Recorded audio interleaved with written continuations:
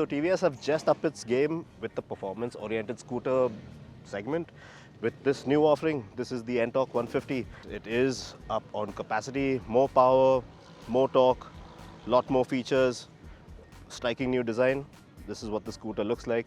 And we're out here at the lovely TVS testing track to check out what this scooter has to offer. So without wasting any more time, let's get right to checking out what this one is all about. So design-wise, yes, this is an all-new striking design, very different from what we've seen with the Ntorq brand. It does bear some similarities to what we have in the form of the 125, the Race XP, but yeah, silhouette-wise, it does resemble what we've seen before, but yeah, projector lamps on a scooter, LED indicators, and DRLs. Let me just fire it up for you and let you have a look. Yes, so that's what the scooter looks like.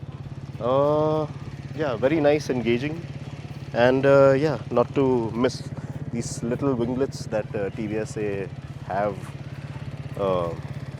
improved the dynamics of the front when you actually get down to riding hard. So yes, 12-inch wheels at both ends, unlike the 14 inches that you have on similarly spec'd scooters from different brands. So slightly smaller wheels, but yeah, in terms of performance, well, the scooter is great fun. So yeah, the scooter is packing a lot of tech as usual with TVS, and this is the flagship model. So yes, you can pretty much be guaranteed that TVS is gonna load this one with tech. And yeah, there are a couple of options that you have. One, the lower spec variant, well, you have a LCD screen, and this being the higher spec version, you get a 5-inch TFT, which gives you a lot of information. Quite neat, the layout wise. 2 ride modes, you have traction control on a scooter, single channel ABS, super moto ABS is what the sticker here says, so pretty interesting. But yeah, in terms of performance, this motor, well, it is based on the 125cc motor that we've already seen. Yeah, so the 149cc single cylinder air-cooled motor makes around little over 13 PS of max power, little over 14 Nm of max torque. 2 ride modes to choose from, street and race. And yeah, quite peppy on the go. You can see that TVS have taken inspiration from their motorcycles, and yeah, it gives you that motorcycle-y feel with the handlebar. None of those shrouds, none of the covering, really neat. Switchgear similar to what we've seen on 300cc motorcycles, pretty similar switchgear.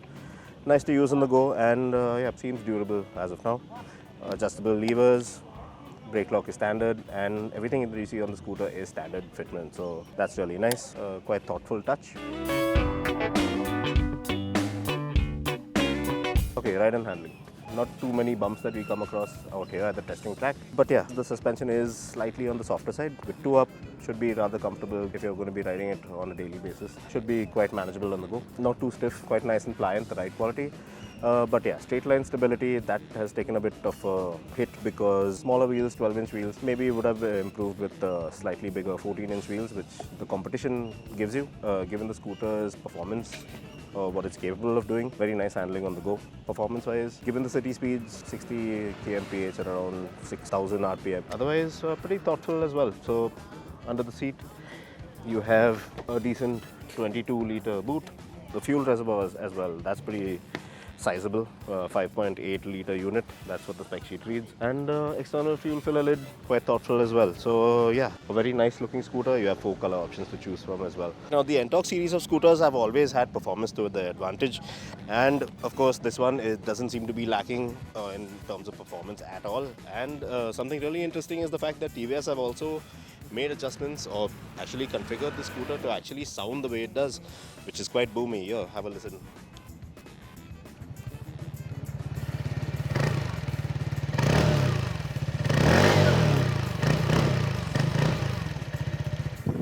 So nice and boomy sounding. Once you actually get up to higher speeds, that's when the audibility increases as well.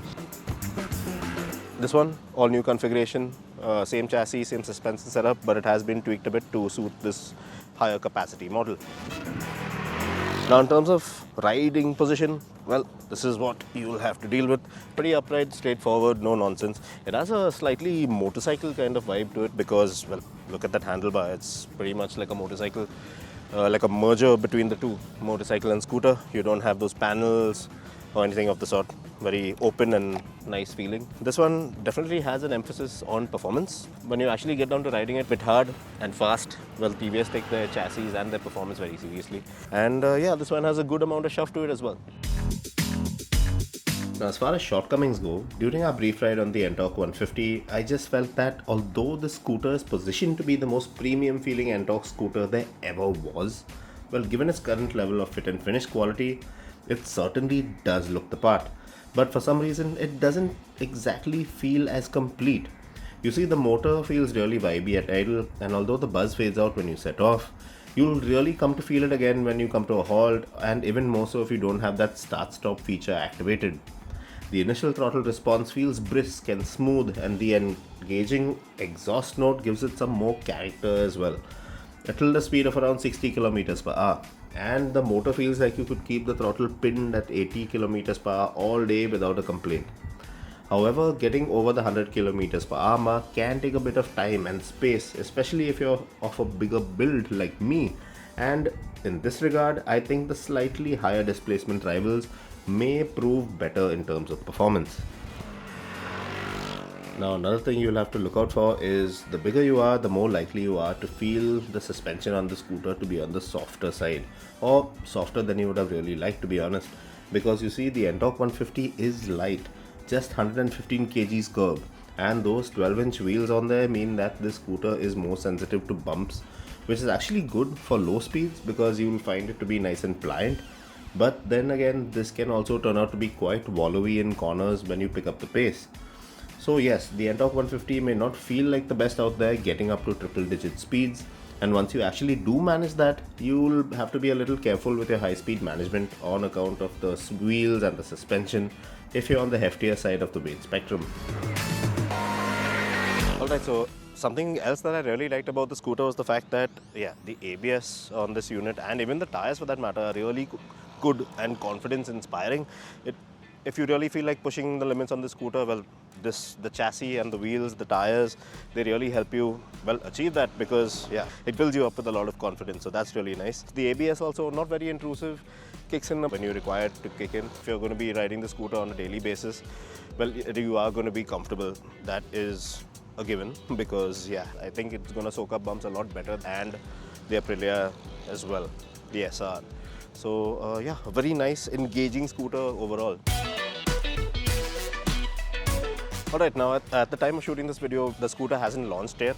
It hasn't been launched, so we don't have the confirmed pricing for either of the two variants that are going to be on offer. But considering the fact that the Ntorq 125, the Race XP, well, that was the previous flagship model, and that would set you back by around 1,11,000 rupees ex showroom. So this one, the top spec version with all the connected tech and everything that it houses, a good amount of tech in there as well. I assume it should be priced around 1.5 lakh rupees ex showroom to rival the likes of the Aerox 155 and the SR 175 from Aprilia. So yes, overall, what the scooter has working for it, yeah, it has all the traits of a typical TVS vehicle. Good fit and finish levels, very neat, well thought of, good amount of features, good amount of tech, and yeah, the convenience factor is always good to have with a scooter of this sort. Good amount of storage space, external fuel filler lid, and yeah, it has the performance to actually back it up because yeah, now the Ntorq series of scooters, if you actually bought an Ntorq, you're always going to be more inclined towards the performance angle of the entire scooter thing.